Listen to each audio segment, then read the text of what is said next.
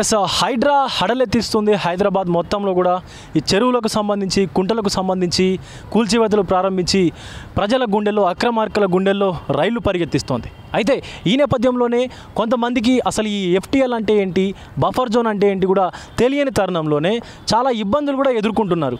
So ప్రభుత్వం మీదకి తిరగబడుతున్నారు, హైడ్రా మీదకి కూడా తిరగబడుతున్నారు. కొంత గందరగోళానికి కూడా గురవుతున్నటువంటి పరిస్థితి ఉంది. ఈ నేపథ్యంలోనే అసలు ఎఫ్టీఎల్ అంటే ఏంటి, బఫర్ జోన్ అంటే ఏంటి అనేది తెలుసుకునే ప్రయత్నం చేద్దాం.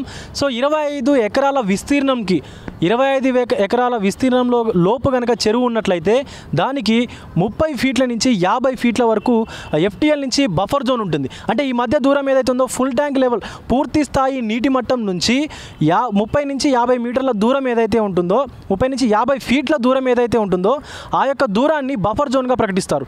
సో అలాగే 25 ఎకరాలకు విస్తీర్ణం కనుక ఉన్నట్లయితే, 25 ఎకరాలు అలాగే 25 ఎకరాలకు పైబడి చెరువు విస్తీర్ణం కనుక ఉన్నట్లయితే ఈ యొక్క దాని బఫర్ జోన్ అనేది సుమారుగా 50 ఫీట్ల నుంచి 100 ఫీట్లు ఉండనుంది.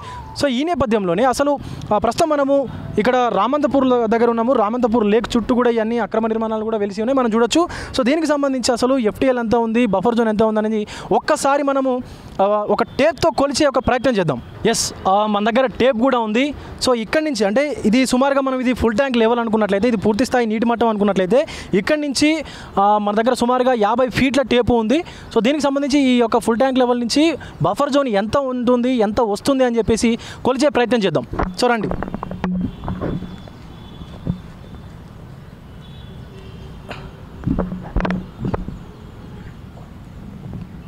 సో ఒక టేప్ కూడా తీసుకున్నాం మనము.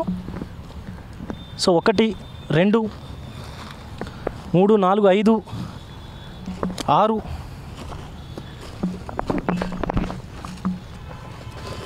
10 11 12 13 సో 20. సో మీరు చూసుకున్నట్లయితే సో మనం ఒక్కసారి చూడొచ్చు. సో ఇది టేపు. సో ఇక్కడికి దాదాపుగా ఇక్కడికి మీరు చూడొచ్చు, మా కెమెరామెన్ చూపించే ప్రయత్నం చేస్తారు. ఇక్కడికి కరెక్ట్గా ఇక్కడికి 10 ఫీట్ల దూరం వచ్చింది. అంటే ఇది ఎఫ్టీఎల్ నుంచి 10 ఫీట్ల వరకు బఫర్ జోన్ అనమాట. సో ఎఫ్టీఎల్ అది అనుకుంటే ఫుల్ ట్యాంక్ లెవెల్ నీటి స్థాయి అంటే పూర్తి స్థాయి నీటి మట్టం అక్కడ ఉన్నట్లయితే అక్కడి నుంచి ఇక్కడికి 10 ఫీట్లు ఉంది. మీరు లెక్క పెట్టవచ్చు, చూడొచ్చు. సో 10 నుంచి ఇక్కడ చూడొచ్చు 15 ఫీట్లు. అది 10 అయితే ఇక్కడ 15 ఫీట్లు కూడా ఉంది. సో దీని తర్వాత మనం చూసుకున్నట్లయితే ఇక్కడ 20 ఫీట్లు ఉందంటే అక్కడి నుంచి ఇక్కడికి సుమారుగా ఆ ఎఫ్టీఎల్ నుంచి బఫర్ జోన్ అనేది 20 ఫీట్ల దూరంలో ఉంది. ఇక్కడ చూసుకున్నట్లయితే ఈ రోడ్ అనేది ఇక్కడి వరకే ఎండ్ అవ్వాల్సిన సిచ్యువేషన్ కూడా ఉంది. సో చూడొచ్చు ఇంకా కూడా. సో మనం ముందుకు చూసుకున్నట్లయితే ఇక్కడి వరకు సో 25 ఫీట్ల వరకు కూడా వచ్చింది. సో ఆ టేప్ అనేది మనం చూడొచ్చు, నా కాలు వద్ద చూడొచ్చు మీరు. అక్కడి నుంచి అది ఫుల్ ట్యాంక్ లెవెల్ అయితే ఇక్కడికి వచ్చే వరకు 25 ఫీట్ల దూరం వరకు ఉంది. సో ఇంకా కూడా ఉంది. సో ఇంకా 30 సుమారుగా చాలా దూరం కూడా వస్తూ ఉంది. ఇది 35 సో 40 సో 45 సో 50 ఫీట్లు మీరు చూడొచ్చు. ఇక్కడి నుంచి మనం ఇందాక 25 ఫీట్ల వరకు కూడా చూసాం కదా, మీరు చూడొచ్చు ఇది 50 ఫీట్ల దూరం కూడా ఉంది.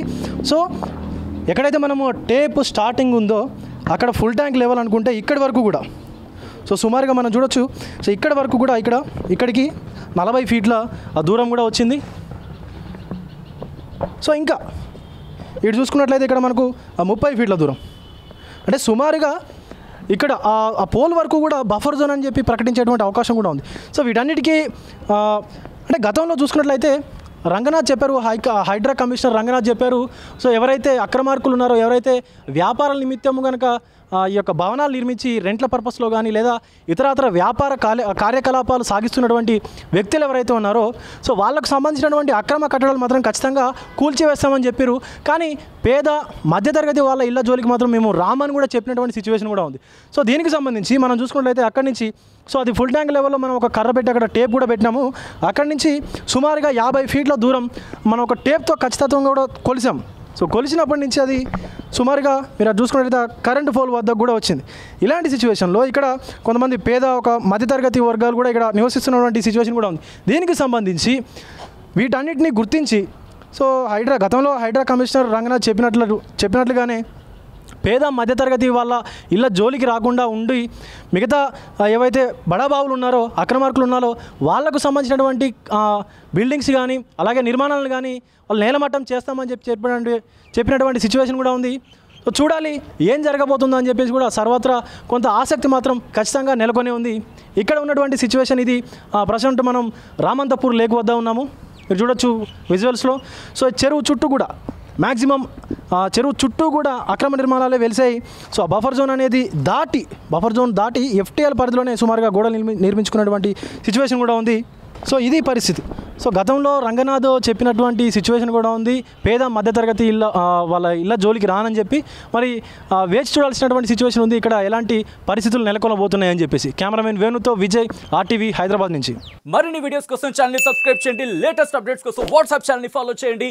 అండ్ లింక్ డిస్క్రిప్షన్లో ఉంది.